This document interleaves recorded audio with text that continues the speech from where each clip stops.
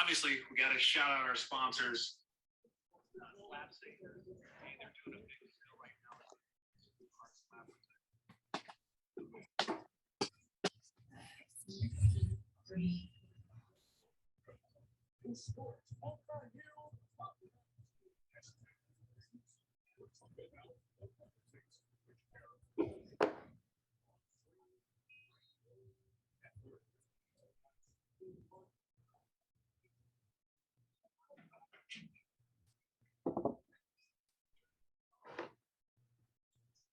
What's going on, people? CP3 live in the lab, Sports on the Hill podcast, episode 238. Washington football talk, preseason week 2, Nationals talk. Went 3-2, which was a great relief after going 0-6 last week. That sucked having to recap all those losses. But we're back at it. We got Robbie G back in the lab. You see, we already got some of our infamous and famous panelists on there. We got Dujanay and we got Big Hurt because we definitely going to break down this Washington football team week 2 game. And Robbie G, how are you doing tonight, good sir? I'm doing great. I'm excited to hear you guys break it down. I'm going to be more of a producer role in this first part, getting this shared out to a bunch of different groups, taking questions, and then maybe at the end I'll ask some questions from chat if we got any, and I'll also give updates on this. Right now, the Saints are crushing 14-0. The Jaguars early, still in the second quarter in this live game. I know it's preseason, but I'll break in if there's any big news in that game. But yeah, a big night for us. I'm happy to be back. And I know time is limited, but we've got a lot of great guests to start the show. So I'll let you take it over from there. All right. Big Hurt, how you doing, bro? I'm doing fantastic, fellas. How y'all doing? Man, we doing great, man. We doing great. Dujanay, what's going on, my brother? How you doing, man? Doing great, man. Doing great. Living life, loving life, all the good stuff. That's a beautiful thing, man. That's a beautiful thing. Let's go ahead and get into this Washington football talk, because I know Hurt has limited time tonight, so we're going to try to get as much great knowledge as we can before he has to get out of here. Washington football team defeated Cincinnati 17-13. I'll go over the stats later as I want to get Hurt's take on some of the things and see if he saw some of the things that I saw. Fitzpatrick to me seemed like he was just a little bit out of sync, maybe a little bit too hype, missing some of the plays that we've seen him make, and they said he'd been making in practice.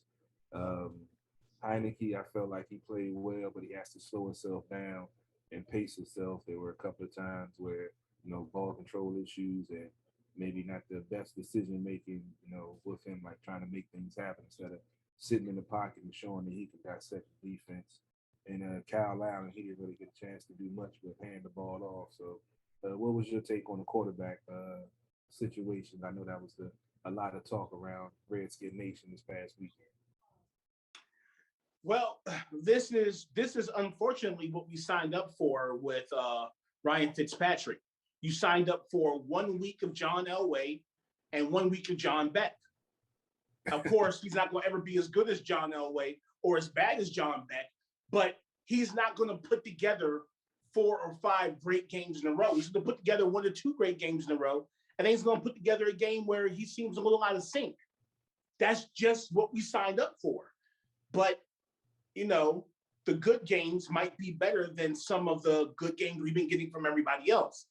And that should be enough, along with this defense, to get us where we need to be. That's the hope. One of the other things that let me adjust this camera real quick. One of the other things that I've noticed over the last couple of games is the defense seems to improve a little bit more every time we see them. After the first game, I was a little worried about the run defense because there were some gashes that we got. But this game, they seem to have closed that hole.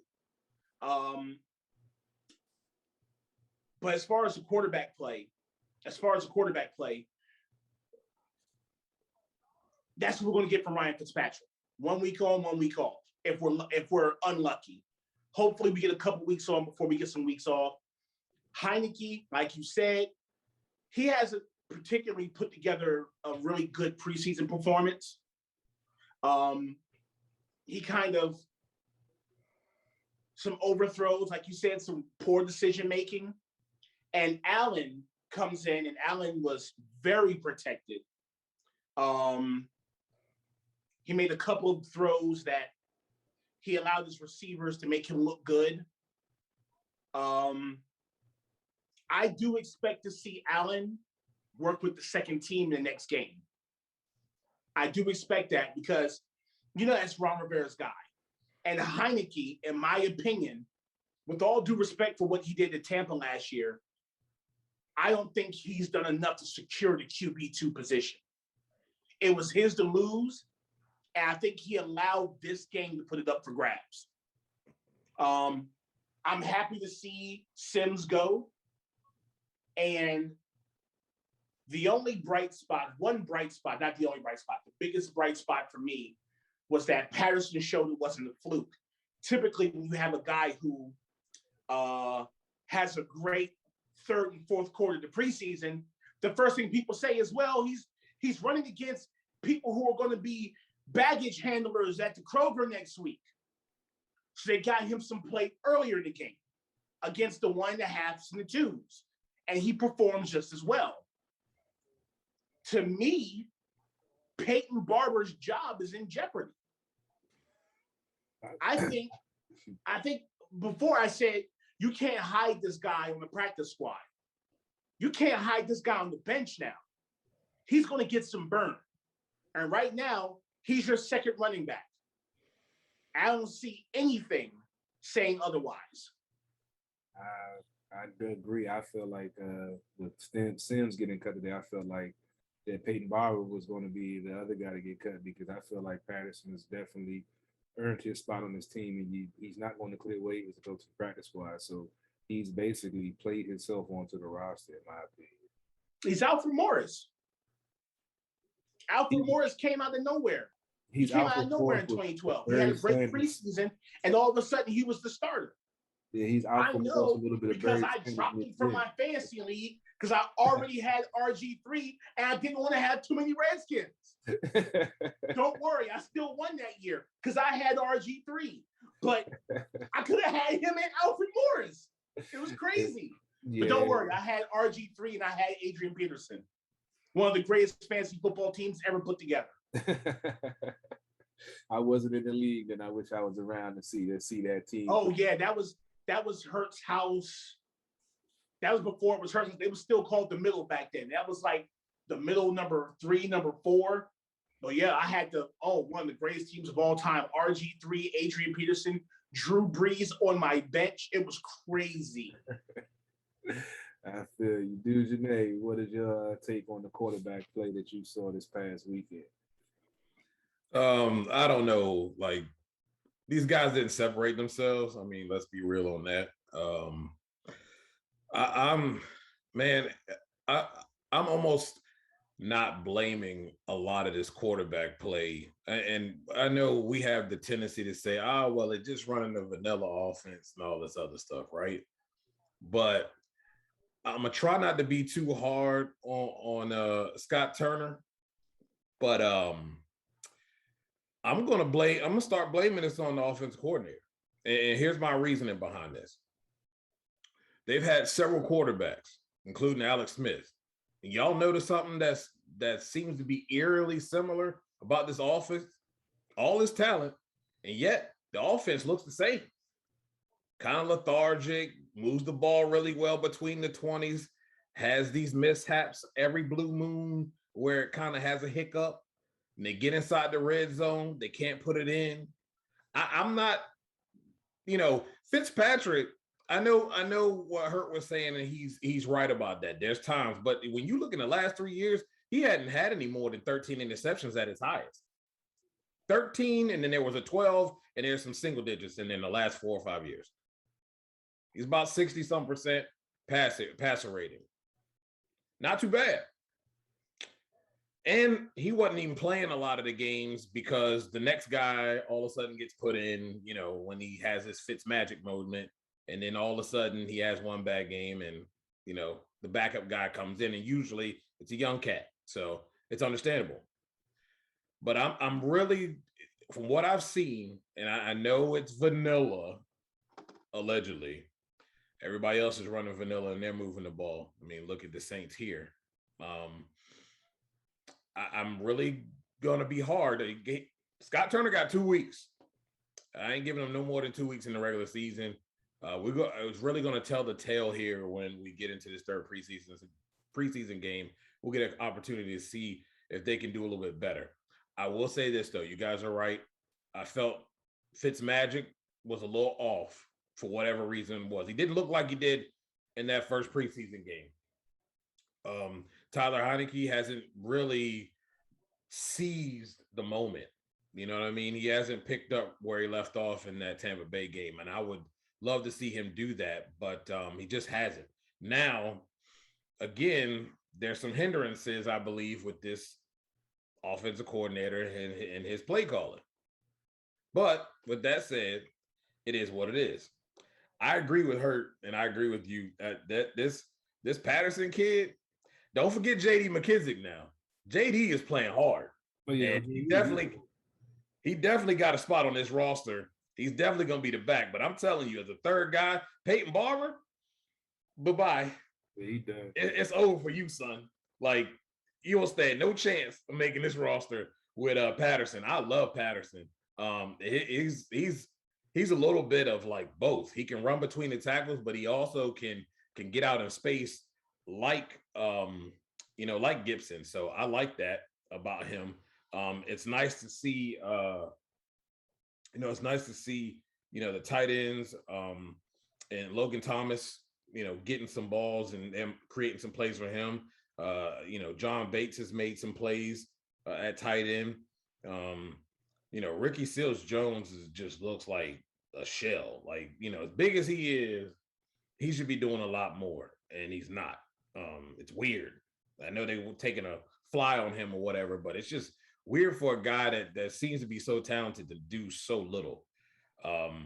Let's see. De'Ami Brown, I'm going to tell you, De'Ami Brown looks like Terry McLaurin when he was coming out in his first year. And I really believe that he can mimic Terry in his trajectory if he continues to work hard. I really like him. I'll echo the sentiments of Hurt, Sims.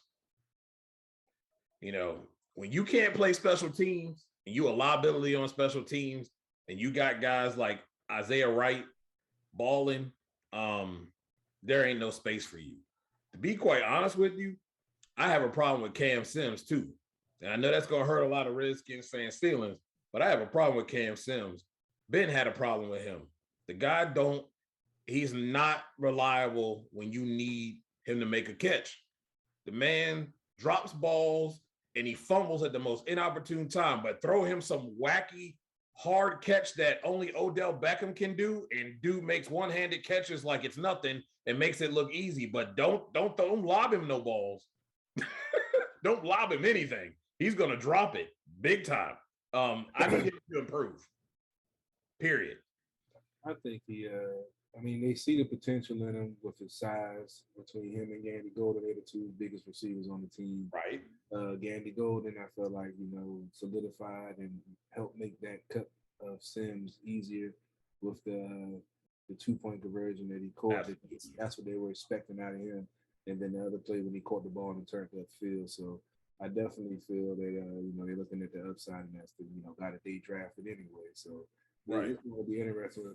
I really don't have an issue with the offense right now. I mean, they're moving the ball. They need to get points, granted, but this is a new offense, new pieces in place. They still don't have Samuel out there. You had different offensive line guys out there trying to gain chemistry and get things together. So I'm not really pressing it right now. Some of the play calls with Turner, I like some of them. I don't like, but you're never going to be happy 100% of the time. No. They just got to definitely get into the end zone. But I feel like with all the weapons, once they get everything in sync, and figure out, the final roster. I think that, that week before the game, they're going to be ready when they come out against the Chargers. I think the offense. Shouldn't be no excuses, man. Shouldn't be. Yeah, I think it's going to be. I think it's going to be good. I think they're going to be all right. Now let's get to this defense with Big Hurt. What did you take away from this defense? You mentioned how they played better against the run. I mean, Montez Sweat and Ioannidis were in the game this time, so I knew that was going to improve. They gave up that 91-yard run last week, but besides that, they only gave up 80 yards throughout the whole game. They gave up a total of 174. So you take out that 91-yard run, they really only gave up like 86 that game. They gave up 111 this past game. I feel like the run fits were better, and they definitely were more aggressive with Ioannidis back in there. And the shock to me was with having St. Juice and Matiah out there on starting against the Cincinnati Bengals first string, and they played pretty well. I would love to see St. Juice on the outside and Kendall Fuller on the inside. I know we talked about that a little bit on one of the shows we did previously, but what did you take away from this defense and their performance? I didn't see the pop from Ioannidis that I'm used to seeing. And that was the first thing that stuck out to me, is that, he used to kind of like manhandle people. He's so strong. So he's such a bull. I didn't really see that from him. I saw the same things that we always see from Montez Sweat. I saw the same thing that we always see from Chase Young. I'm having trouble remembering the middle linebacker we just drafted. Jermaine Davis. Davis. Yo, yeah, is that his name? Yeah, Jamin Davis. Oh, okay, yeah. I might have heard his name called a couple of times, but nothing that stood out. You know what I'm saying? I just want to say real quick, going back to the offense, one thing I want to say real quick. The coach cutting Sims should be a message to everybody who thought that they were safe because they've been around for a while. That was what bosses call a landmark fire. You take an employee, you fire them, and it lets everybody know, oh shit, I could be next. It could be any one of us. That was a landmark cut. It sends a message. It sends a message like, yo, producer, you don't. AGG, he saved his job with some of those catches. But back to defense. I didn't see the pop from Ioannidis that I would have liked. Payne looked good, but Ioannidis, I don't know. And we have a decision to make very soon, because we can't keep Ioannidis and Payne and Montez Sweat and Chase Young. We're going to lose somebody. I'm glad we wrapped up Jonathan Allen for the price that we wrapped him up for. But, of those four, he was my third option. Really? Of those five. Number one is Chase Young, of course. We got time. Chase Young's number one. For me, Payne is number two, and then Montez Sweat. And you can get Ioannidis for cheaper. That was my feeling. You can get Ioannidis for cheaper. Well, see, I remember he already signed an extension. That's what I was looking up. He had the 3-year, $21 million deal with a $6 million signing bonus. He signed that in, when that was, I think that was 19. It's not showing when he signed it. Basically, we got like another year or so of him. Yeah, so I mean, we got like this year and next year. Yeah, so I mean, with him, Payne to me is a no-brainer. You gotta keep Payne. Sweat, I feel like Ioannidis, because when we talked about him when we first drafted, like you said, he was a power guy with not a lot of technique. He rounded into a all-around defensive tackle, getting sacks, stopping the run, developing that technique. But Deron Payne and John, I feel like Allen is more of a leader, and out there, he does the dirty work. He might not get the sacks, he might not get the stop, but he's in there taking up those double teams sometimes, and causing havoc when he can get a chance to get with the pass rush when it's in passing situations. But to me, I feel like with Ioannidis, age being a little bit older, I feel like he would be the odd man out, and they would find a way to keep Settle and maybe extend him on something and keep Big Tim settle. Yeah, Settle. I like Settle coming off the bench, man. I really do. I was also hoping that Abke would have gotten cut because I'm pretty sick. good at corner. Hmm? They said he's been playing pretty good at corner because he converted from safety to corner. Yo, his way through he's the training. reason we me lost rolling my that. Those 91 yards were his, bro. He didn't seal the edge. So if he's playing better at corner, that's cool. But I'm sick to death about hearing how fast he is. I don't see it on the field. Yeah, I don't see the speed. I keep hearing about it. I don't ever see it. So, I'm really looking to see something from him. He should be playing deep into the game because he should be fighting for a spot. And him playing corner, I don't know, bro. We got some good corners. Yeah. So I don't know where he falls in. He's not really special for special teams. He's not, for me, in the mix for safety, free or strong safety. Like, we talking about putting him at nickel. If there was something between a nickel and the penny, that would be him. I don't know. He's not strong enough to be a linebacker. He's not fast enough to be a corner. He's not smart enough to be a safety. What are you there for? Yeah, they've been, all the reports that he's been having a decent camp. He's been looking good, but like I said, in the games, I mean, he didn't have a bad game this past game. And Danny Warfel looked great in camp. I saw it. Say what?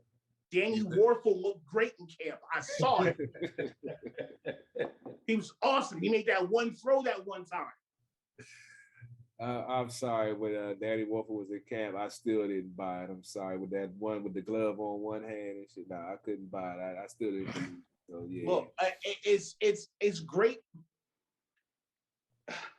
One of Jay Gruden's favorite lines was, "Oh, they had a great practice this week. We had a great practice," because it was so rare for the Jay Gruden Redskins to have a great practice. Because a great practice was stretching while you're on Instagram and hitting the hockey table, And I also want to point out, and I'm not even going to knock on wood, I want to point out the lack of injuries that comes along with proper conditioning. I've been screaming that shit at the top of my lungs for the last 3 or 4 years. Like, we're the most injured team in the league because we're not conditioned properly. It's Camp J. It's soft-ass practices. You can tell in the middle of the first quarter when the guys on the sideline, yes, they're ill-prepared and they're tired. These guys are not that. They're conditioned. So you're not seeing those little hamstring pulls because you're trying to chase somebody down. It's the first time you've run all week. And you're not seeing these torn ligaments because it's the first time you're going against somebody full speed on the defense and the offensive line. Like, that's where half the battle is. Half the battle is going to be won in the fourth quarter. And this team's already shown that we are a come-from-behind team, no pause. We are a come-from-behind team. And I expect that to continue. The defense is flying around, Your boy's letting people know that he's not getting converted. He's not getting converted to linebacker, yo. Your man not going to linebacker. Yeah, Jason Wright was like, look at us flying around out there. Helmet. He was going for the fumble, by the way. He just missed the ball on that tackle. Yeah, it's I think the defense is going to be ridiculous. I feel like the offense is going to be able to do enough because with Gibson and McClissick and now possibly Patterson, that's going to be a formidable backfield to deal with if Scott Turner can get the play calling, put them in situations that's advantageous to their skill set. Because, like, he did a toss to Peyton Barber the other night. I'm like, really? That's one of the things that I hate. Like, you have a certain game plan set up, but then you no matter who's in the game, you want to still call that play when the personnel that you have in there isn't proper for it. I feel like that was that Jay Gruden shit. That was that. Exactly. We're gonna run the screen to the tight end. We're gonna have the smallest receiver on the field blocking a linebacker, and we're gonna have the tight end running the ball. Yeah. What are we doing? Don't bring that. I don't want to have those flashbacks. Scott doesn't do that very often. But I did notice him do it a couple of times in this game. I'm just like, I think it was just showing like that Peyton Barber is not very flexible. He's not very fast. He's not as strong as you need him to be. Coaches do that. Coaches, if they don't like you, they're gonna put you in the position. You know what I'm saying? They're gonna take what you do the worst and call that play. And like, look, I told you. Let's put RG3 behind the guy who was working at Walmart last week and have him run to the left side all game. You know what I'm saying?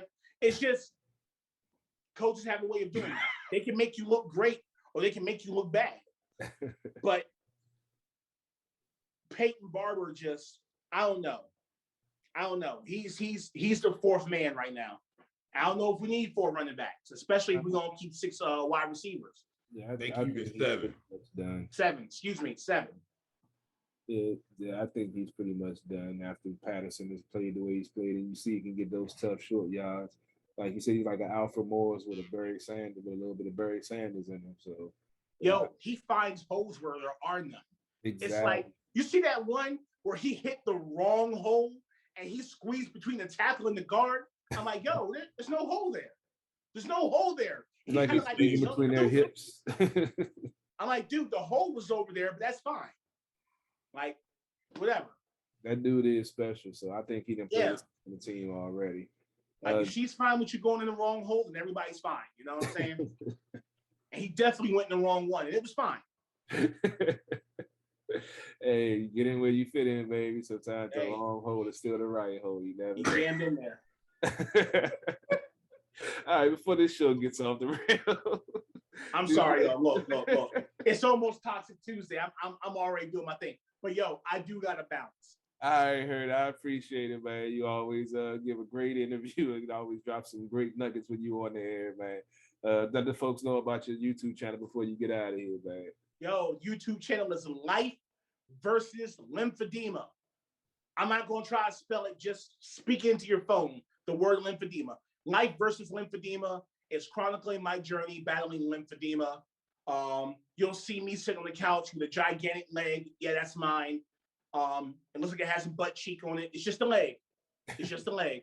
And the more followers and subscribers I get, the closer I get to allowing my physical therapy office to get me some exclusive footage to help people who are afflicted by this, or people like me who had it for years and didn't know what it was called. So I wanted to thank you guys for promoting that last week. I definitely saw a couple of jumps from some of the places that Robbie put it out. And, that's part of the reason I'm not doing the podcast this year, because I'm focused on that.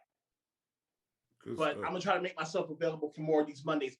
Mondays is just a bad day. I know, bro. Mine too. I get off work at 8, got to race home and get everything set up for the show by 9. I know you got your therapy and everything. So whenever I got the therapy, and then I got the my wrestling league does like fantasy scoring. It's like fantasy football for pro wrestling. I'm supposed to be keeping score of Monday Night Raw right now. Someone's gonna see me on this. I'm playing hooky, but it's fine. I'm gonna catch up. DVR. I actually have it on. I have WWE on right now myself. Don't tell me what's happening. I paused it. All right. I paused it when I came in here. So.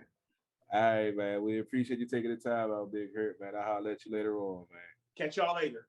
All right. Redskins.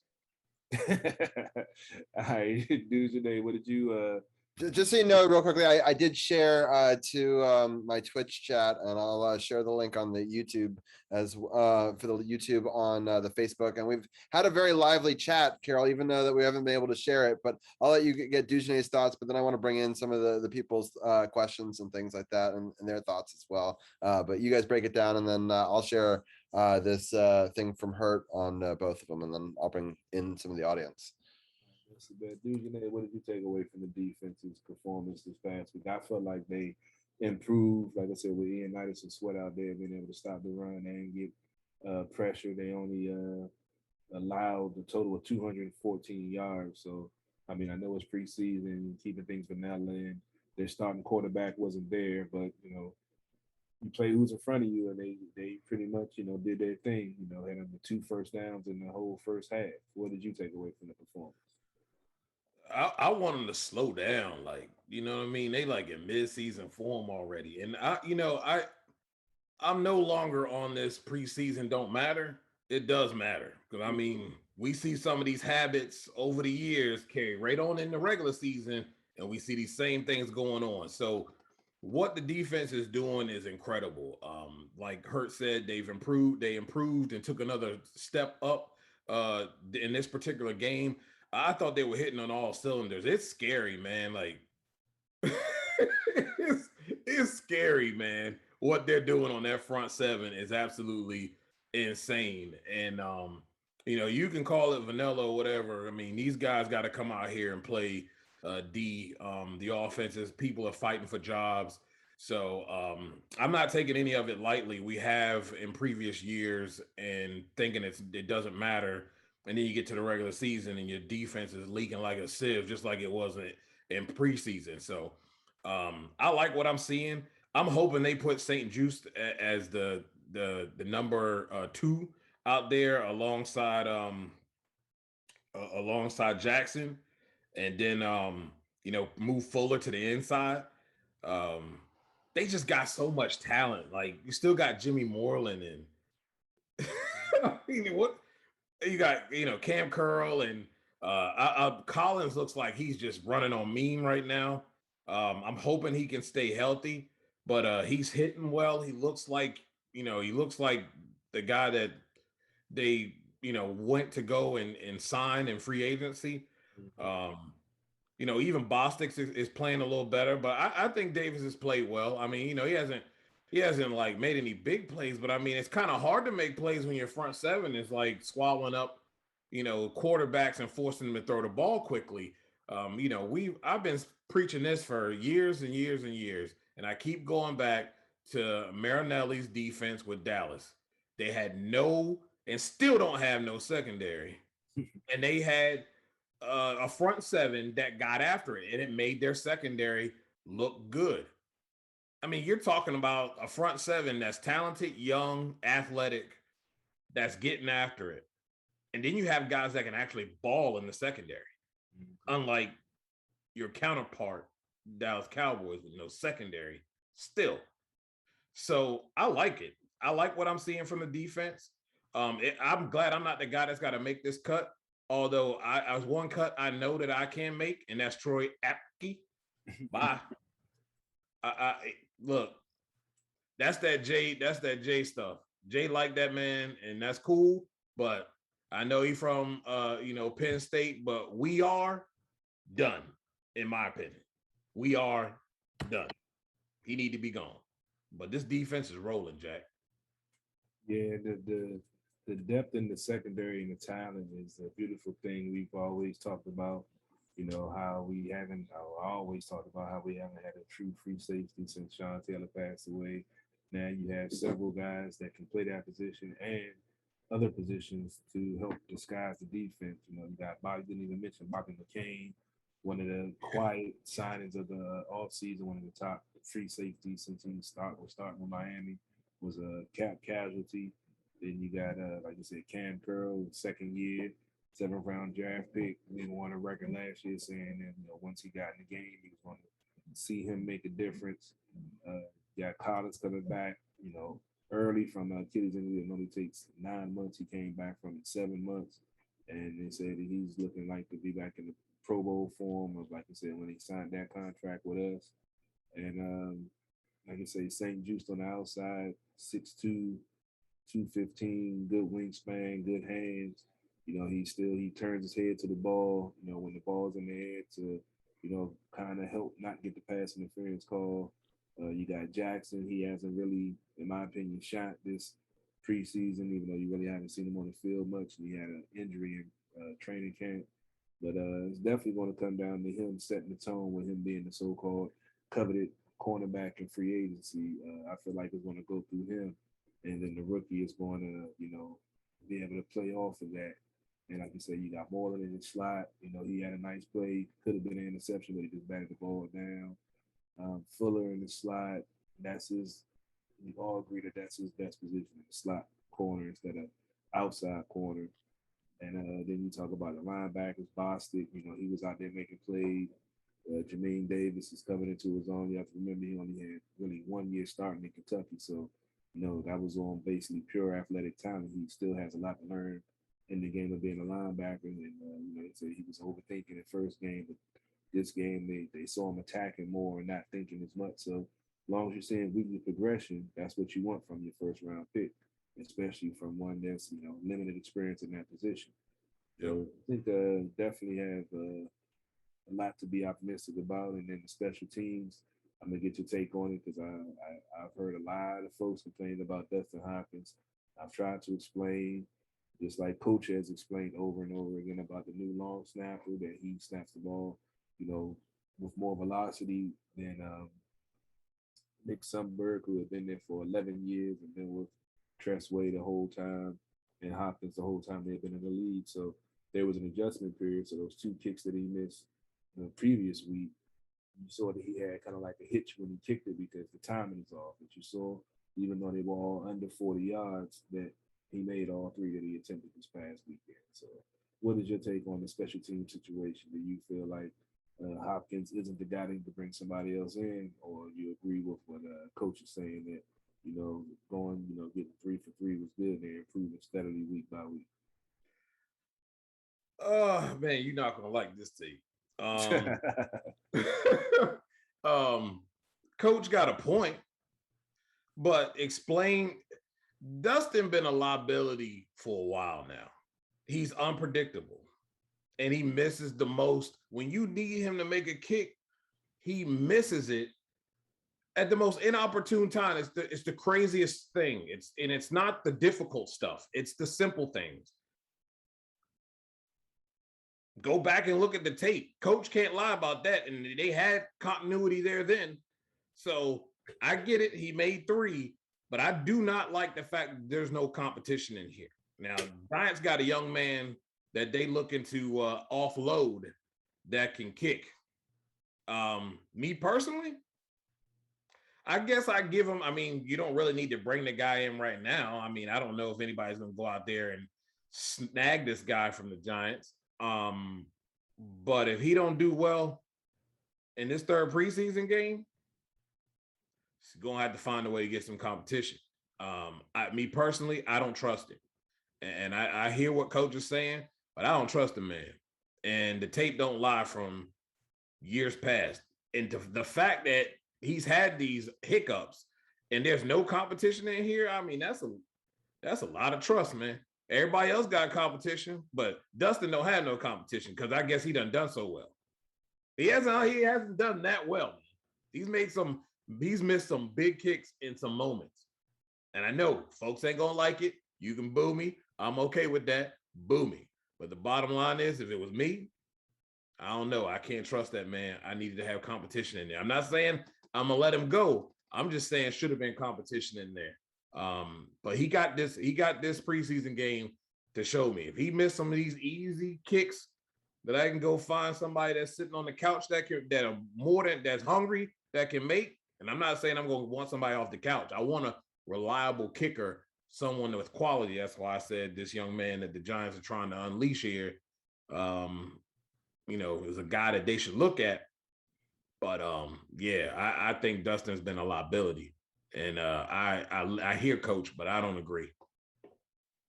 Yeah, I guess I'm more of the. It's been a few years since he's been here, but I'm more of the. I've seen this team cut many kickers because they had a rough stretch and they go off to be Super Bowl champions and Pro Bowl league for 14, 15 years, and we still searching for that kicker. So competition though. That's all I'm saying. He come in here lightweight, just come in here, waltzing in here. Oh, well, I just gotta do my job. He ain't got no pressure on him at all. And he ain't warranted not having somebody in here competing with him. I'm sorry. He just hasn't. In big moments, when the offense is done well and all they needed was 3 points because they couldn't punch it in, and it ain't nothing but a kick, but off the 35-yard line, and homeboy shanks it, and it goes right over the pylon on the outside of the pylon, and no good. Right when they need it. He's done it several times. He ain't absolved from competition. but apparently he is. But I'm sorry, he is not. Yeah, I'm kind of with you, Dujane. Real quickly, I just wanted to bring in a couple of the comments from the viewers. So I really appreciate people for tuning in. Eric has been commenting this entire thing and agreeing with some of the stuff that you guys take, disagreeing with others. But he was saying how many college kickers in America need a chance, right? So like, I do kind of agree that there should be some level of competition at every position in football. So he was talking about the running back stuff. So he's been really following along. So I really appreciate it. I'm frustrated. Facebook is now a new rule. You can't share it to more than 10 groups while you're live. Yeah. So if Facebook continues to go down in my book, I will give a quick shout out to Twitch, which I think is a lot better platform. Shout out to True No Spots Pod for being on Twitch and making that move. And, Carol and I have been talking in the past. We may have to make a move at some point. For real. Yeah, Facebook is trying to piss me off. So, and they're already suppressing it. So I don't really feel bad speaking out on them at this point. So like it's getting a little ridiculous. But I really appreciate for the people breaking through the algorithm, finding us and commenting and being a part of the show. So I think you guys have had a great breakdown so far of a lot of different things. And I agree with all of it. Like, I want to see more from all the different position groups, but I don't want them to push too hard. It's not that important, but we got a rough schedule to start the season. I was taking a look at it.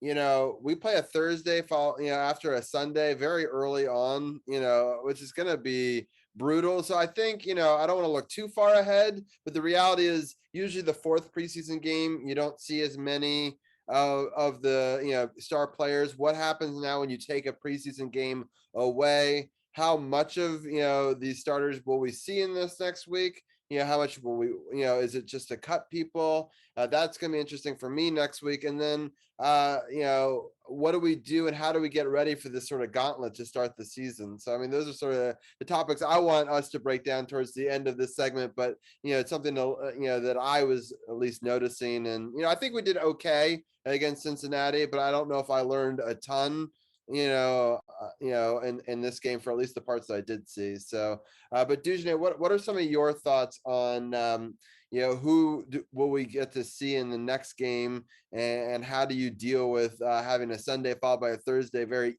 early on in the season? So this is interesting because I thought this previous game against Cincinnati was not going to be a dress rehearsal game, and it seems like they almost treated it that way. Mm-hmm.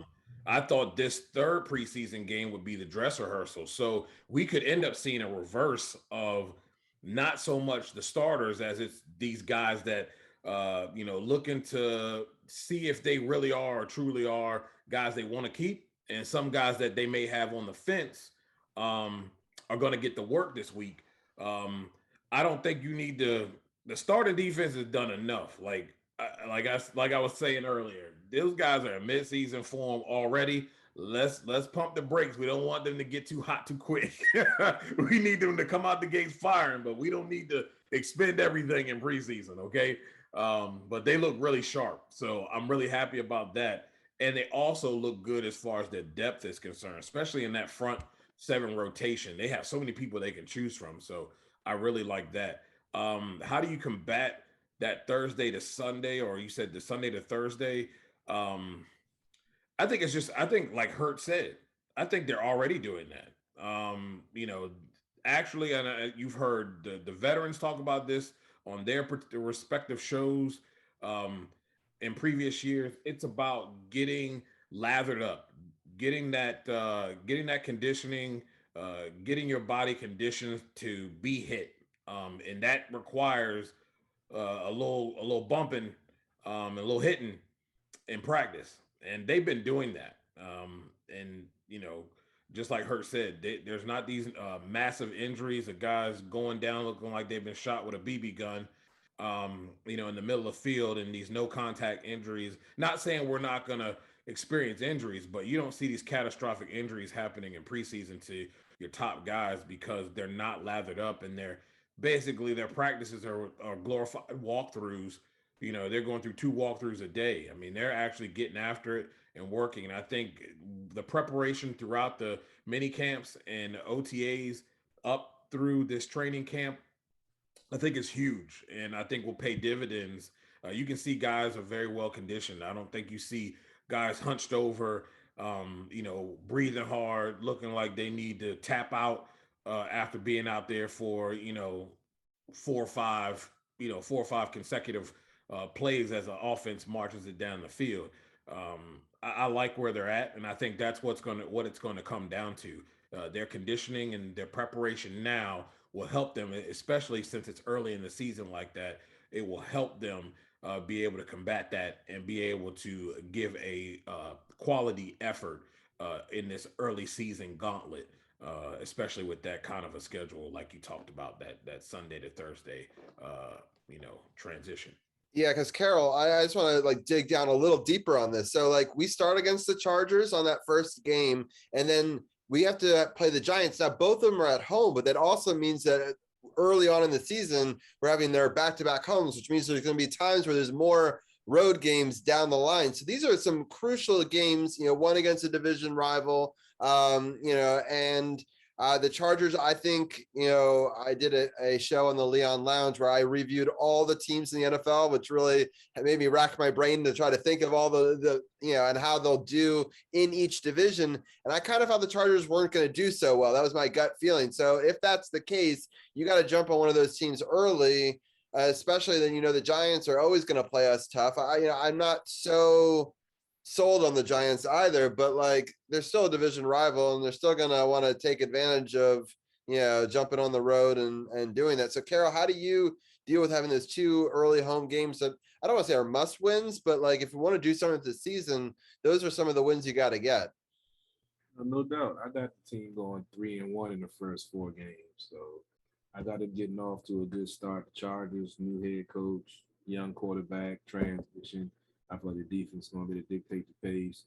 And like Dujane said, for the turnaround on Thursday, this comes down to conditioning. They've been, working all summer. Actually had preseason games, actually had training camp, live practices.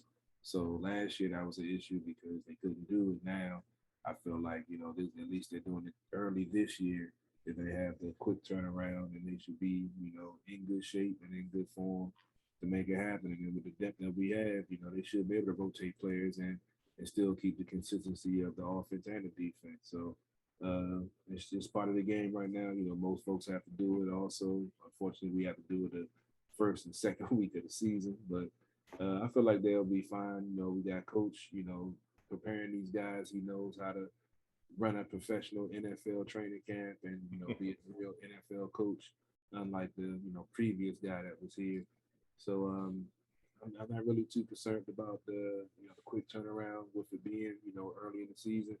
But yeah, the first 4 games I have the Washington football team winning 3. The only loss I have is them going to Buffalo. I just feel like that might be I had Buffalo winning that division when I reviewed that division. So I agree with that assessment. Buffalo is a tough out. I think they're going to be one of the best teams in the AFC this year is kind of how I'm thinking it's going to shake out. So I think that they really set themselves up really well last year. And I think they could build on a lot of that momentum. And I think that they could be a very, very dangerous team. So I definitely, they're not the Bills of the old for sure. So. No, a lot of offensive weapons over there. Their quarterback is he's got a gun and he's very mobile. So and I like their defense. So yeah, I agree with you on that, Robbie. Yeah.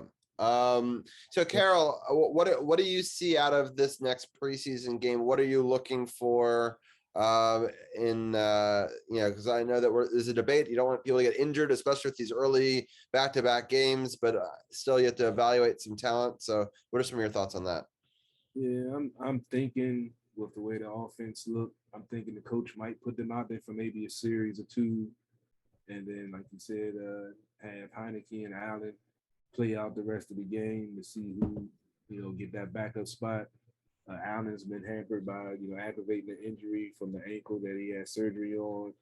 Heineke, as I mentioned, the week before, he was taking a little bit too many chances. This week, he had a little ball control issues. Luckily, he didn't, lose the ball, turn the ball over with one of the fumbles that he had. But he's steadily improving, but I feel like he needs to slow himself down, and that's where Fitz has the advantage. being patient, being an older quarterback, and letting things develop, and not so eager to break the pocket. He'll sit there and find the open man when the blitzer is coming, and he'll take that hit, and deliver the pass where it's supposed to be. Like I said, the last 3 years, he's definitely improved in his QBR and his quarterback rating and his performance on the field. So I'm not really too concerned about it. But if he does falter, I feel like Heineke, once he get into the game, he'll be fine. I think that he's, pressing it, trying to show that he can be the guy because it's the first time he's been into a season with actual job security, having a 2-year contract now. So he's in a different mindset. He's trying to make things happen and show that he can be the guy. But I think it's all going to work itself out. Sometimes, it takes a little time to, fine tune the small things to get everything right on the team to get them to that level where they're ready to make that run into the playoffs and championship run. We've seen it with a couple of other franchises in this area, and we're hoping to hopefully see it from the Washington football team.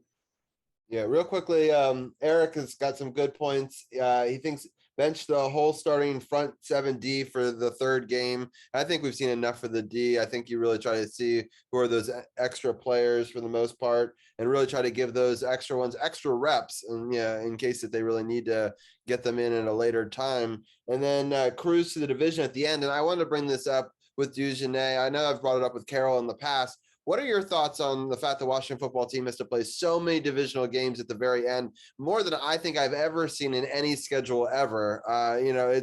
It's kind of crazy when you look at it. Have you ever seen a schedule constructed that way? And how do you think that will change the dynamic of the season? No, I don't think I've ever seen anything like that, but they do everything they can to the Washington football team. This league don't like Washington, period. That's how they structure the schedules. You see it. This team has had dead, ugly losing seasons and end up with first place schedules. So I'm just like, I don't know. But now with them playing these teams down the stretch, I think it makes for great football. I think there's going to be. It's crazy that the other teams in the division aren't playing all the other ones though themselves, right? It's Exactly. just the Washington football team going through the gauntlet. I was like, that's so crazy. Because I was like, when I first looked at the schedule, I was like, oh, they're going to just do that for all the teams, right? That makes some sense. Just put a lot of division games at the end of the season, adds to drama. I'm okay with that. Why did that only happen to one team though? That is beyond me. And it's like, people are going to be like, you're a conspiracy theorist. I'm like, there was only one team schedule that looked that way. It's so strange to me. Like, yeah. It's like they said, all right, if they can get through this and if they get through this and they're like they were last year, then we go through this division gauntlet, at least it'll make it for great football. And if they can get through that and make it to the playoffs, and they deserve it. It's like they saw we won the division and gave us a handicap for it. Right. Like, I don't get it. It's bad, but I think it's going to make for great football. It's really going to be a test for this football team. And I really do, I can't put them number one in the division right now, but I definitely believe that they're number two. I have the Eagles being the better team coming into this, season as the better team in the division, just because of quarterback play and what Jalen Hurts brings to the table. If I could trust and really know exactly what I'm getting out of the quarterback play in Washington, I probably would put them number one just based on defense alone. And it's really not that much of a difference. It's just, I have them two. I don't even know why we're talking about Dallas. I've been saying that over and over again. That the secondary is trash. It's been trash for 25 years, and that's how it's going to be. I can't trust what they're doing on offense and their coaching staff. I mean, really, do you trust Dan Quinn and Mr. 23-3 running your defense, and all of a sudden you're Super Bowl bound, and you should be talked about in spaces about winning a division title? I don't think so, man. Is Dak Prescott even going to play? Like, there's talk that I read that he might even play this season. I think they're protecting him. I do think there are some issues, but I think his arm is bothering him because he's overcompensating for the ankle issue. We all know you have to be able to step through, throw. It's the whole base has to be there, or otherwise you're wearing out your arm to compensate for a base that is not really that strong. And I'm just thinking that's what he's going through right now. I think he'll play. I think they're protecting him right now, and we'll see how it goes. Um, the Giants. All I gotta say is Daniel Jones. I understand they got defense and they have some talent, some young talent on defense, but Daniel Jones, bottom line. And as much as he throws interceptions, he ain't any different. Can't even think of his name now. Played for the Colts, but he's an interception machine. And if you're gonna throw interceptions in a regular fashion like that, you can't win ball games against great defenses. So I don't even know why people even talking about even looking at them as being they're not gonna be last place, but I don't at this point I think they're third. So I think Washington has a good shot. It's gonna make for great football down the stretch though. And if they win a division, they daggone sure have earned it. Winning those divisional games down the stretch. And I believe most of those division games are on the road. So Yeah, yeah. Carol, real quickly, do you believe in the Giants' offensive line? Because I feel like that's going to be the difference on whether or not that quarterback can get settled and get into his throws. Well, he didn't have Barkley last year for most of the season, so I think they're going to rely on Barkley, wheel routes out the backfield, screens, letting him get his hands on the ball, trying to take some of the pressure off of Jones now with the Giants, pretty much unknown wide receiving core. They don't have Beckham, don't have Shepard, don't have all the flashy guys they had before. So I think they're going to be more trying to use Barkley as much as they can as long as he's healthy, and then not rely on him as much to make those boneheaded interceptions like he's been throwing. So I'm thinking that's their logic. I haven't really focused on their offensive line, so I'm not really know how good or bad they are, but I know that I can feel they definitely want to lean on Barkley with him coming back to basically try to take the pressure off of Jones so he doesn't make these boneheaded mistakes. Philly, I know it's preseason, but getting shut out by the Patriots, I'm not even sure who their head coach is now. I forgot who they got after getting rid of Peterson. Hurts, I feel like he can make some plays, but being young, I didn't follow him in college, so this is just my opinion. Nothing behind it, but he's going to have some hiccups, especially when he plays the Washington football team with the front that they have. That they're actually now we have enough talent where if we need to actually spy a quarterback, we can spy a quarterback, and they will be able to make the tackle. So it's I think it's the Washington football team division to lose. So what they did last year with no preseason, the first 4 games was up and down, and once they got their rhythm, they went on a little streak and was able to win the division. So I think that these preseason games is going to help them get off to a better start than last year, and we can just get Fitzpatrick just to not turn the ball over and allow this defense to do what it does. I think, like I said, I think they'll be 3-1 in the first month of the season. Yeah, I agree with that assessment. So let's give our final thoughts on the fact that we're playing the Ravens, and the Ravens, I believe, have the longest win streak in preseason games. So it's unlikely to beat them. So how do you play this game? What do you want to see from it? I'll start with you, Dugenais, and what are your thoughts going from that into the season? Well, it depends on whether Rivera has his mind made up on who's starting and who's not. Personally, I agree with what Carol said before. That was my thought process. I want to see the starters to come out. They need to put together a solid drive and put the ball in the end zone. If they can do that, then you can come out. I'd say a couple series, but it depends on how it looks. After that, though, I don't want to see any starters, no front seven, no starting front seven on defense. You're just trying to fill your roster out now, but I think you do want to see something. Let the starting offense leave on a good note. And then you can take a look, see who's your backup going to be. And, I think Patterson has already played his way in. So you're just trying to round out guys now on wide receivers, tight ends, things of that nature, backup offensive linemen, try to get decent, see what kind of combination works there, who's working well in either spots. This is a feel out game, especially since they went dress rehearsal in the second one, which I thought it would have been the third one. So that's my thought process on it. I don't, me, I don't ever worry about wins or losses in preseason. I'm looking at other things. So that would be my thought process in that. Just want to try to get out clean with no injuries and get ready for week 1. Definitely agree. Baltimore does have a 19-game winning streak in preseason, which is an NFL record. Just because it's Baltimore, I don't want them to watch the football team to win just to break that record. But like Dujane said, I would love to see the offense go out there, actually get 6 points. We've seen them make some plays. We've seen them have flashes, but we haven't seen them put the ball in the end zone. So I think we should hopefully see the offense go out there for like a series or two, get the ball in the end zone, and then let the backups go out there or potential backups and see who's going to earn a spot on this team on all phases, offense, defense, and special teams. And like I say, just get ready for week 1 versus the Chargers at home.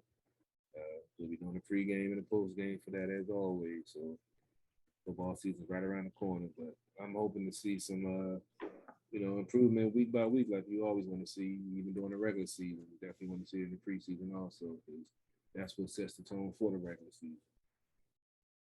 Absolutely.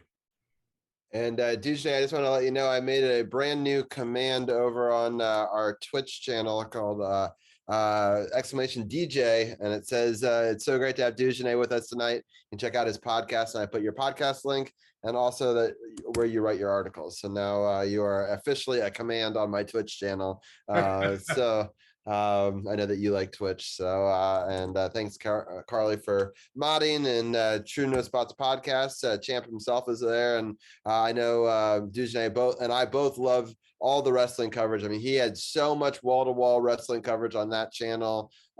Check out the VODs again over at the True No Spots podcast. I'll give it a shout out over there if people want to check it out more. But some great work, some incredible matches this week. I didn't actually have the pay-per-view, so I got to live vicariously through you guys all hyping it up, and so that was a lot of fun. So and I know that he's got stuff, so you can always check SportsOTHP.com. Podcast partners as Dujane and Champ on there. So I just wanted to give a quick little shout out in the middle of our show. Not that it's over yet, but like that I love what you guys are both doing, and so I'm appreciative that you guys are all part of this network together, and we can all rise up. And even if Facebook tries to suppress us, I know that this is the best content around. We'll see how many people see it, but that's not the important thing.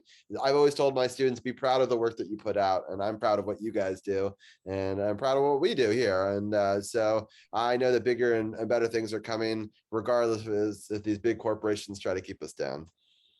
Thanks, man. I appreciate that. I really do. Thank you. Oh.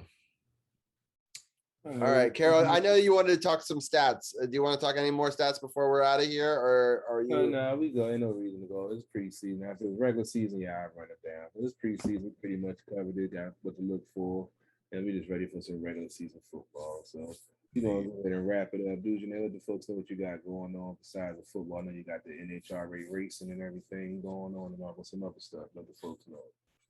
Yes. So if you are a Apple subscriber, I suggest you go over to and find in your Apple store the Ghostcast app. You will find the Not Bland show there. That is where I do that show, and there's a new show up talking about the NHRA Brainerd Nationals, the Lucas Oil Brainerd Nationals that just happened this past week. Some wonderful action going on over there.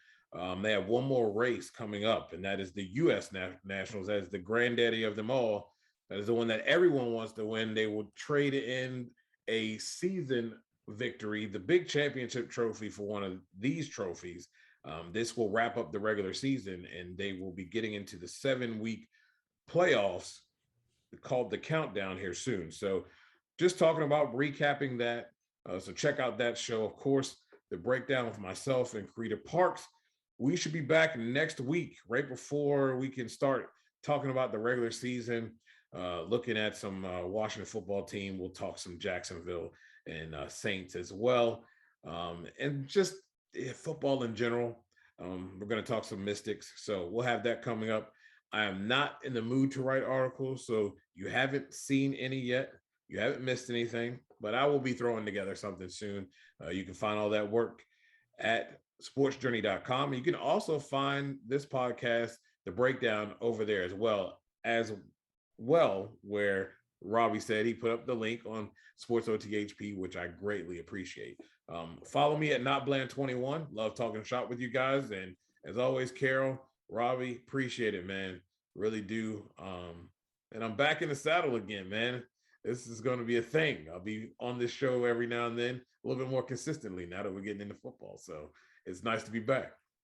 I'm excited, and I'll just be honest, I will be taking a step back in a couple of weeks, with the new one coming on. So I really appreciate you, Dujanay, for, mixing it up with Carol. And I know that even in my absence, you guys will talk football, and I'll try to jump in as much as I can, but I know that at least you guys got it covered. And I appreciate that greatly. It's a big burden off of my shoulders, as, I have these changing life that right unfold in front of us.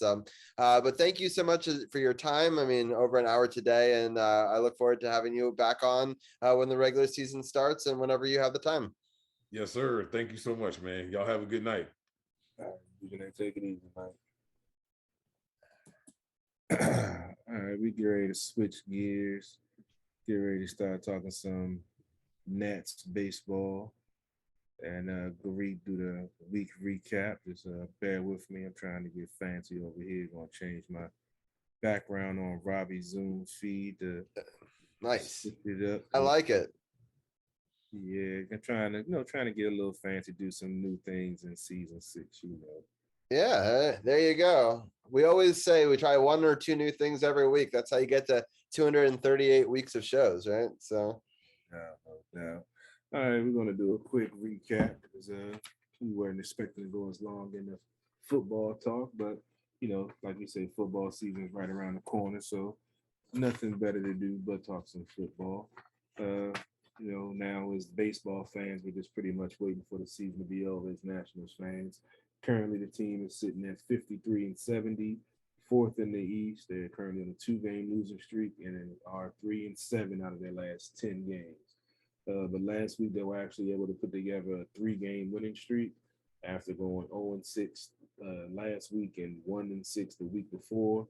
So, the week started out pretty well. They had a 2-game series versus Toronto, which they swept. And they had a 3-game series against Milwaukee, which they won 1 out of 3.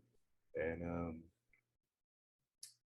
it was, last 2 games of the series, weren't too good to look at for a Nats fan. The first game, let's go ahead and get to the good before we get to the bad. First game of the Toronto series was a 12-6 victory by the Nationals. That ended a 7-game losing streak. Eric Fetty earned the victory. I put him at 5-8. He went 5 innings, giving up 5 hits, 3 runs with 4 strikeouts and 3 walks. Alec, I'm going to try to pronounce his last name. Mahana, I'm going to try to say, I think that's it, probably not. He dropped to 5-2. He lasted 3 innings, giving up 6 hits, 2 runs. No, 6 hits, 6 runs. I'm sorry. 7 runs. 6 of those earned. Couldn't even on my own hand, right? With 2 strikeouts and a walk. Yadier Hernandez went 2 for 3 with a solo home run and a 2-run RBI single. And Riley Adams went 3 for 4 with a solo home run and a 2 RBI double.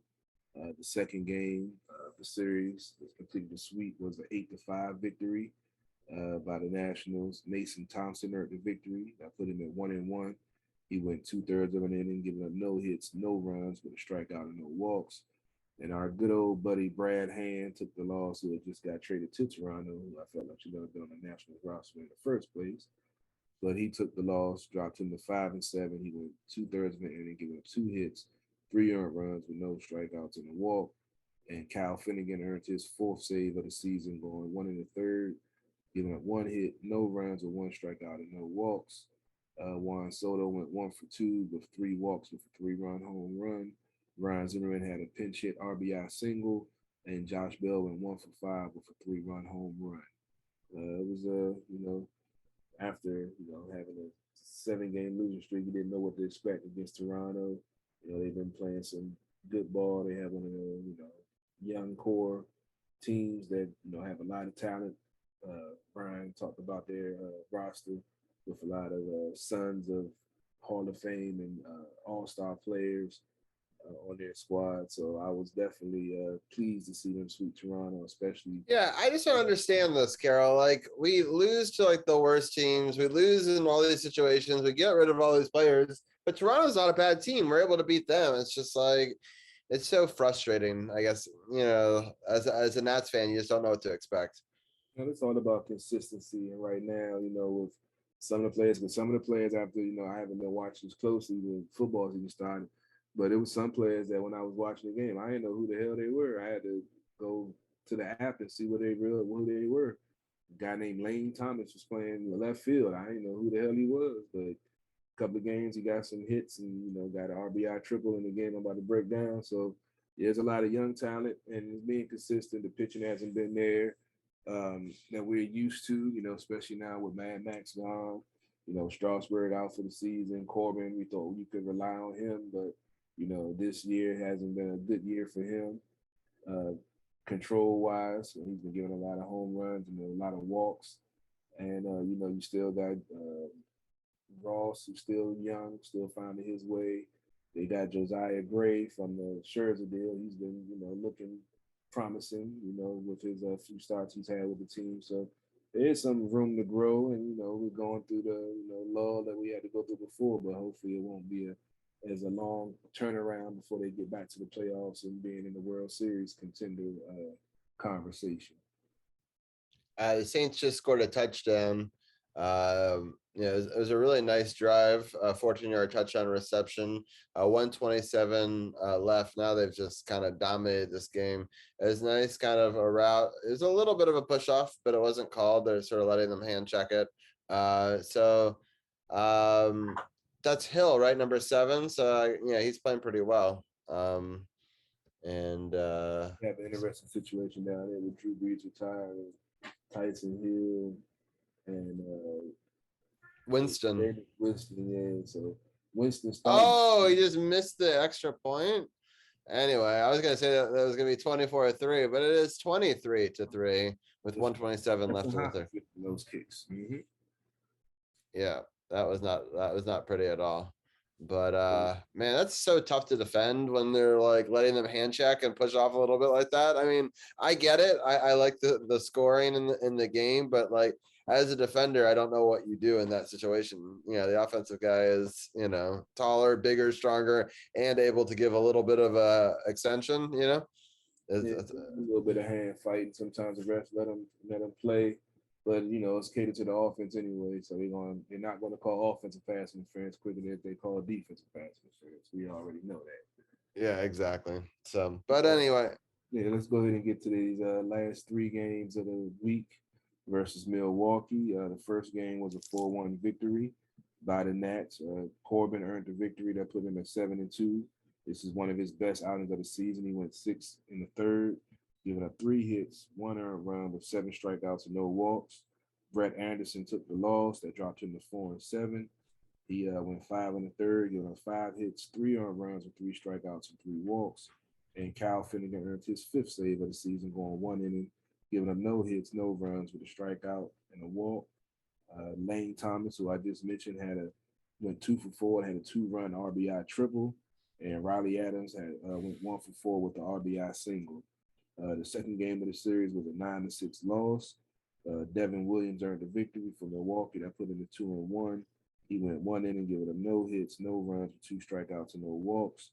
Javi Guerra, I always have trouble with games. Was dropped to 0-1. He went a third of an inning, giving up 2 hits, 5 runs, 4 of those earned with no walks and no strikeouts. And Josh Hader earned his 25th save of the season, going 1 inning, giving up 1 hit with no runs, 2 strikeouts and a walk. Juan Soto went 2 for 3 with an RBI single. Ryan Zimmerman went 1 for 4 with a sacrifice fly, and Yadier Hernandez went 1 for 4 with the solo home run. And the final game of the series was a 7-3 loss.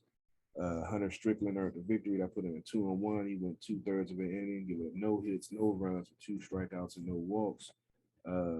Sean Nolan, excuse me, dropped to 0-2. He went 4 innings, giving up 6 hits, 3 runs, with 5 strikeouts and 3 walks. And Josh Hader earned his 26th save of the season, going 1/3 of an inning, giving up no hits, no runs, with no strikeouts and no walks. Lane Thomas went 3 for 4, and Carter Kaiboom went 1 for 4 with the solo home run.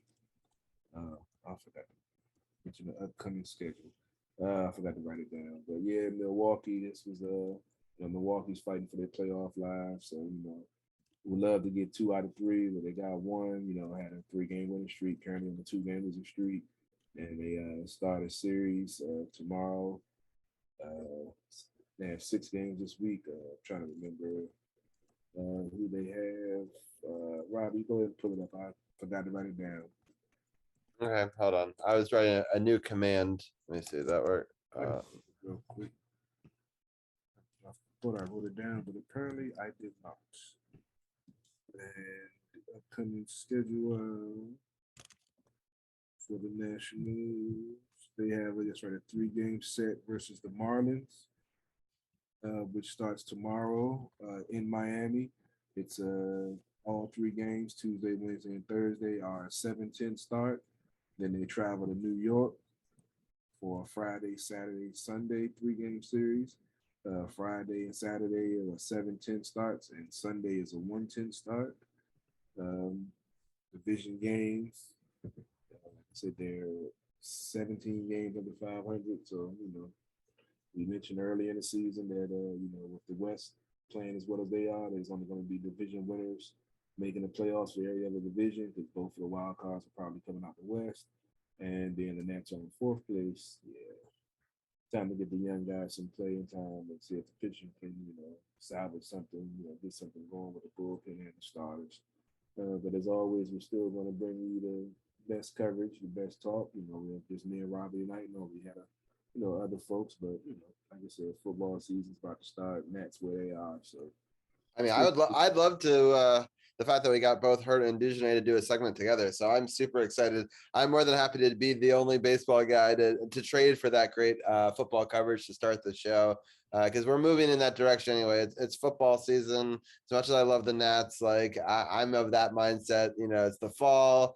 I'm ready for games to matter, and I'm excited. I also just created a new merch command. If anyone wanted to get the shirt that I am wearing right now, or any of the ones. This one's kind of cool because it's burgundy and gold, and no matter what they call the team name next year or the future year, it'll last, because they said that it'll be burgundy and gold no matter what. So that's a collector's item. So if you want to check out that or any of our other Mantha Ray merch, or one of these pillows, the Districts of Championship, you can check out merch command on Twitch, or you can go to sportsothp.com and click on the apparel link there. And I know that Carol's right now got the alternate design, so you can hit him up and inbox him across a million different social media channels, and you can get that in a bunch of different colors as well. So I really appreciate all the people for sticking with us. I know that a bunch of people checked us out on Twitch, and people checked us out on Facebook, and I appreciate Dugenay for sharing on Facebook as well. And let people know, because I know that for some reason, unless you pay Facebook to promote you right now, they're just trying to knock everyone else down a peg. And so it'll be interesting to see the future of this on Facebook. We are streaming. I would like to announce on so many different platforms. Carol, what were you streaming on tonight? I'm on Twitter under my Tattoo Scorpio page. I'm on YouTube under my page, Carol Fuller III with 3 eyes, and I'm still on Facebook right now. Looking to expand the Instagram, like we do on At the Bar Radio, streaming live on the live feed. You only go for an hour, then you got to restart it again. But I'm gonna go 151 and get to find the right program to set that up and get that taken care of. So yeah, we're going to be definitely At one point in time, Facebook was our biggest audience. Now it's our biggest headache. So, And I want to still, I know we've shot on Facebook a little bit tonight, but we're about to hit 2,200 followers on, Facebook. So I appreciate the people that have stuck with us from the beginning and are a part of that. I just want people to be aware that if they see us in the future, more marketing to other platforms, it's not that we're trying to get away from you. It's just the fact that Facebook is suppressing us, and they're trying to keep small independent creators like us down. And so we want to keep our avenues open. I was live streaming this on Twitch. I will put the VOD up tomorrow on my YouTube channel. You can always get either of our YouTube channels, or go to sportsothp.com and just click on either CP3 or Robbie G's name, and it will go to each one of our channels. I got a lot of other videos I've been doing, a lot of concert videos the last couple of weeks. I've been doing a ton of family vlogs, and so lots of other content on my YouTube channel. And Carol's got At the Bar Radio, so if you want to check that on his YouTube channel. So there's a ton of stuff coming out. I'm looking to do the sandwich show with coming up soon in the next couple of weeks. I really like Davey coming on our show a couple of weeks ago. We were talking Olympics, and so I'm going to return the favor. It's looking like I'm going to try to get either the first or second week of the NFL regular season to talk a little bit of football with him, and maybe eat a sandwich or two. So check out that. And I really appreciate everyone for tuning in, and definitely check us out on Instagram. I've been posting more on there, including cute videos and pictures of Zach playing with puppies this weekend. So I hope that people catch us on all the different platforms. And I appreciate everyone for supporting our podcast. And of course, I will cut this up and pop this on all the streaming platforms later tonight as well. So, but Carol, thank you for leading a great football discussion. I really appreciated that. And I think you guys did a great job breaking it down, which I appreciate, especially because I had my first date night with Liz in a couple of weeks. So, I didn't get to catch as much of the football game, but now I feel like I've been caught up to speed. No doubt. Appreciate it.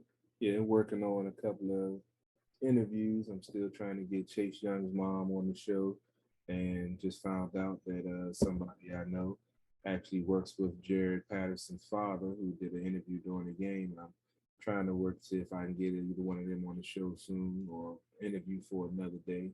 But be on the lookout. Like I said, we're trying to change the game. We don't have the fancy credentials or the TV studios where we can, get these players and people on like they can, on the regular. So we trying to do our thing to get some of these folks that's tied in the Washington football team, and get them on our show also, to show that it's not a game. We consider ourselves sports journalists also. I mean, Julie Donaldson just doesn't come on any show. So, when you have a VP of football operations, believe in us. And I want to say that she came on and gave some strategic advice at a pivotal time, in when they turned around the season after that. So, we've had some pretty incredible guests on this show, and we look forward to having more just like her on in the future. No doubt. But yeah, we about to get ready to get out of here. I'm in my feed. Well, not going to end it, but I always play some music videos, and I have some new stuff coming in soon that we've been getting on At the Bar Radio. Just haven't had time to upload to my laptop yet. So going to end the show as always. Make sure you go check out the website, sportsothp.com, or the SportsOTHP apparel that I'm wearing. Inbox me, hit me up, leave a comment. I'll hit you back and let you know what's what. Stay tuned for more content. Make sure you check out At the Bar Radio Sunday nights around 6 o'clock, bringing you the latest entertainment news, politics, sports, independent music, and the best independent music videos around. So y'all be safe. Have a good week. We'll see you next week, bringing you the best sports coverage around. DC sports without the politics. It's not just a catchphrase. It's not just a motto. It's what we do. And we out. We'll see you next week.